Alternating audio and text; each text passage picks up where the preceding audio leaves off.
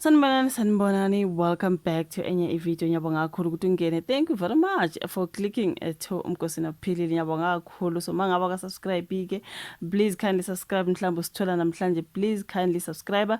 We like video futhi ungayishare ke kanti kwabanye, and ubuke nama ads mangabe they pop up during I video. So you guys kuningi ke kuvela lapha when it comes to the ad hoc committee where uLieutenant General Nhlanhla Mkhwanazi ke uya testify ubusy ke nge testimony yakhe. Kuningi sibona kuvela ke kunamagama kajwayelekile esasiwezwa kakhulu even kuMadlanga Commission namanje at the ad hoc committee. Those names they keep popping up, names sort of like ubaba Mchunu, Senzo Mchunu, Vusumuzi Matlala, Brown Mokhotsi, you know, Becky Cele. Lawo magama, you guys, they just have to pop up everywhere in each and every testimony kaMkhwanazi. There are those names popping up. I'm like, njani mtakabawo yini kadinga laba, you know what I mean? So kuthiwa ke lapha uye ubaba Mkhwanazi wayamanisa ke ubaba Mchunu Minister wamaphoyisa osamisiwe kwamanje umyamanise ke necala lokubulala. Yeah, man, I listened to that particular part of Mkhwanazi talking about this Senzo Mchunu and umnumzana uNkabinde sort of. So I was like, oh, I wonder who is Unkabinde now, because ezinye ziyaphutshuka sibazi ke mtakabawo, but he's revealing and name dropping. Listen. This man, people are saying Ubaba Mkhwanazi deserves to be a president, because what do you mean? This is supposed to be the man who is the president of South Africa, because I mean, do you need another reason? You know what I mean? So kuthiwa ke manje uCommissioner wamaphoyisa kaZulu-Natal, uLieutenant General Nhlanhla Mkhwanazi umatanise ke ungqongqoshe wamaphoyisa omisiwe umnumzana Senzo Mchunu nezinsolo zokuphazamisa uphenyo lokufa komuntu. Waphazamisa that particular investigation, okay? Babhalile indlela ephepheni kaSolezi Mkhwanazi usola Mchunu ngokuba ingxenye yokuphazanyiswa kophenyo lophiko oluqapha ukusebenzwa kwamaphoyisa. Angithi ngale lubhalwe ngesingisi so silanda thina ngesizulu, right? I-IPID, okay? Umsola ke ngokuba ingxenye yokuphazanyiswa kophenyo lophiko oluqapha ukusebenzwa kwamaphoyisa i-IPID eyayiphenya ke ngokubulawa komuntu okwakusola ukuthi ke ubulewe abaqaphi bakhe ngesikhathi esangundunankulu kwaZulu-Natal, right? So now Mkhwanazi ke wenze lezi insolo ke ngesikhathi ethula ubufakazi bakhe khona laphana ngaphambi kwekomiti laseParliament elikhethekile, which is the ad hoc committee. Okay, now Mkhwanazi uthe lolu phenyo lwaphela ngendlela engaqondakali emva komhlangano owabanjelwa emzini kaMchunu osempangeni. Lo mhlangano wabanjelwa emzini kaMinister omisiwe ubaba Mchunu. So ngokusho kaMkhwanazi kulo mhlangano kwakukhona wayiphethe i-IPID ngaleso sikhathi umnumzana uRobert McBride kanye ke noSanda kususwa esikhundleni sokuba yi-Chief of Staff ehofisi likaMchunu umnumzana uCedric Nkabinde. Ngaleso sikhathi uNkabinde wayengumphenyi kwi-IPID, okay? So Mkhwanazi uthe ngesikhathi ke kunomhlangano, angazi noma ngayiletha leyo clip in English, but it's going to be in English anyway because he's testifying in English. Uma ngifaka ngiqale mhlambe ngayikhatha kancane. You guys, sometimes these videos they put us into trouble. Nga-uploada too much content of, you know, kunalento ka YouTube nje, you guys, but reused content, ntontoni contents of other people uthathu later on your channel. Ngokuya kwesikhathi uthola ukuthi channel yakhe iba senkingeni. That's why mina ngathanda ukuthi ngilethe ama clips, because sengingadlula lapho kodabeni lwe-reused content. I-video ingatrenda kakhulu, itrende kakhulu, idlula indawo eziningi bese nawe uya-uploada on your channel. YouTube is gonna talk about you, uzokuvakashela azothi reused content ke mtakabawo njani wena, you know what I mean? Into ezikanjalo nje ngizama nje ukulibonisa ukuthi why ngingathanda ukuthi ngilethe ama clips. Ngiwaletha only once sometimes, nakhona ngiyikhathe ibe imfishane ingabi nje kuze ingangifake enkingeni, you know what I mean? Kunemithetho lana you guys, imigomo nembandela yasho ngabantu. So now kuthi uNkabinde uMkhwanazi uthe ngesikhathi kunomhlangano uMchunu wayengakabi ungqongqoshe wamaphoyisa ngaleso sikhathi, right? Leso sikhathi uNkabinde wayengumphenyi kwi-IPID. Then ubaba uMchunu ngesikhathi kulomhlangano wayengakabi ungqongqoshe wamaphoyisa. uNkabinde wangitshela ukuthi bagibela ibhanoyi baya emzini kaMchunu, wangitshela ukuthi babephenya icala lokubulawa komuntu lapho uMchunu wayesolwa ngokuphazamisa lolo phenyo. Baba Mchunu mina ngisuke ngimzwele you guys ukuthi hey is Mchunu left right and center, like I said on my last video ngathi Mchunu that abamnikeza ithiba lokuthi naye ayiziphendula kuMadlanga Commission. But musuthi uyamamela futhi ezinye izinsolo ukuthi ay nayo baba Mchunu ngeke man. Baba Mchunu. No, as a minister of police, there's a lot on your name, a lot of corruption, a lot of disturbances that we're busy doing a lot.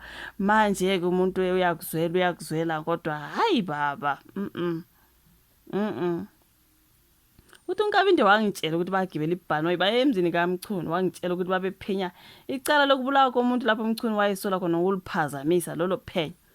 Awutshela ukuthi ubaba uMchunu ezemini uliphazamisa njani lelo phenyo baba? Athi not kho ezundunankulu akaZulu Natal ezubanibani uphazamisa kanjani uphenyo lokubulawa komuntu.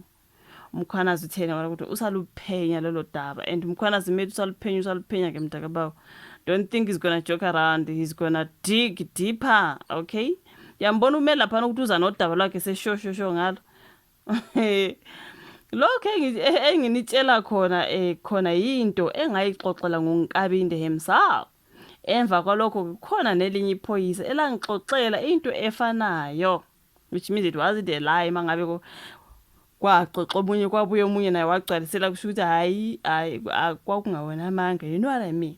Just say yilapho engabona khona ukuthi iqiniso lendaba angikaluqedi uphenyo lwami ushimizi usabhizi baba Mkhwanazi. Uthe emva kokuba kuMchunu eqoke ukuba ungqongqoshe wamaphoyisa uNkabinde waqokwa ukuba abe yichief of staff. Now uMkhwanazi uthi uNkabinde wakhe wamhlanganisa noMchunu. Ngalesi sikhathi uMchunu wayengungqongqoshe wezamanzi, Minister of Water and Sanitation, I think. Ayikho into etheni esayixoxa uMchunu wathi nje ubefuna ukuzethula kumina. Kuqale ke ngobuhixihixi ke ukulalelwa kobufakazi kusuke umsindo kwabambezeleka ukulalela kobufakazi ngesikhathi kubangwa istatement esilethwe uMkhwanazi. Like I was talking about it on my previous video ukuthi bengikhuluma ngoMalema. In fact ngisho ukuthi uMalema wathi hayibo ngeke, why are we having this statement instead of that the original statement, you know what I mean? Yona into abayikhuluma lana you guys bengisho nje ukuthi Malema kwezinye izinto singathi uyadelela njani kodwa la he's got that ubuhlakani lo yanabo Malema, you know what I mean? So kuthiwa kuye kwaphazamiseka kubufakazi laphana ukulalela kubufakazi ngesikhathi ke kuba ngestatement esilethwe uMkhwanazi. Umholi weEFF uMnumzana Julius Malema ubekhala ngokuthi uMkhwanazi akazange alethe istatement esiqondiswe ekomithini. So uMalema bethi istatement abasitholile ileso uMkhwanazi asethula phambi kweCommission eholwa iJudge uMbuyiseli Madlanga naye phenya izinsolo ezifanayo. So Malema bethi asibe nesethu the original that is ours. We cannot deal with izinto zeMadlanga Commission when we are the ad hoc committee. So ke asenzeni izinto ngendlela into ekanjalo guys, and a lot of people were praising uMalema for ubuhlakani bakhe wathi ayibongeke phela asizukusebenza kanje bafethu. Okay, asizithatha into zeMadlanga Commission sizilethe la bese kungathi manje siqhubekeka ngeMadlanga Commission sibe kanti ke thinathi kumele senze owethu umsebenzi futhi siwenze ngendlela efanele. Bekujuju loyo ungadlaleli kujuju, sometimes is clever, okay? So lapha ke kubhaliwe ukuthi istatement thayiselo lokhu kusho ukuthi thina sikhosele ngaphansi kweCommission. Sekukaningi ngisho ukuthi thina siyikomiti elizimele asikho ngaphansi kweCommission kaMadlanga. ICommission yaqokwa ngumengameli kanti ikomiti laqokwa yiParliament. That is a difference ke mntakabawo.